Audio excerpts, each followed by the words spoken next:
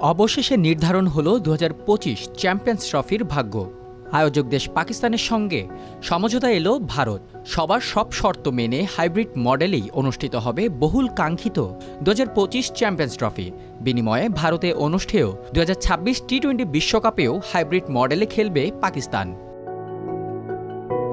নিরাপত্তাজনিত কারণে পাকিস্তানে গিয়ে টুর্নামেন্টটি খেলতে চায়নি ভারত, তাই তো প্রস্তাব দেয় হাইব্রিড মডেলের। সেই প্রস্তাব রাখার ক্ষেত্রে শর্তও জুড়ে দেয় পাকিস্তান।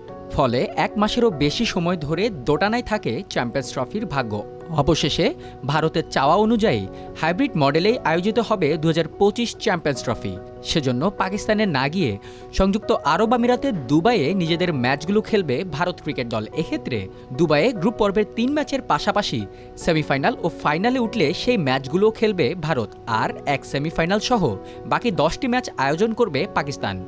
তবে সেমিফাইনালে বা ফাইনালে ভারত না উঠতে পারলে সে ম্যাচগুলো আয়োজিত হবে পাকিস্তানে, এমনটাই জানিয়েছে দুই দেশের সংবাদ মাধ্যম।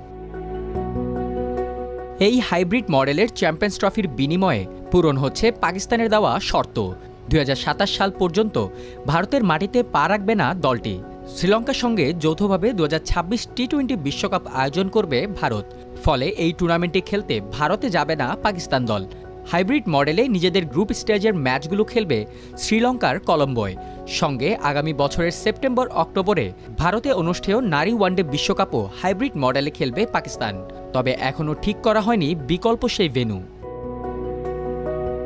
এইসব ব্যাপারে চূড়ান্ত সিদ্ধান্ত নিতে 14 ডিসেম্বর আইসিসি সভাপতি জয় শাহর সঙ্গে বিসিসিআই ও পিসিবির একটি ভার্চুয়াল বৈঠক করার কথা রয়েছে। এরপরই প্রকাশ করা হতে পারে চূড়ান্ত সূচি। অন্যদিকে চ্যাম্পিয়ন্স ট্রফির আগে নিজেদের প্রস্তুত করতে 18 ডিসেম্বর সব বোর্ড কর্তাদের নিয়ে ইসলামাবাদে একটি বিশেষ বৈঠকেও বসবে পাকিস্তান ক্রিকেট বোর্ড।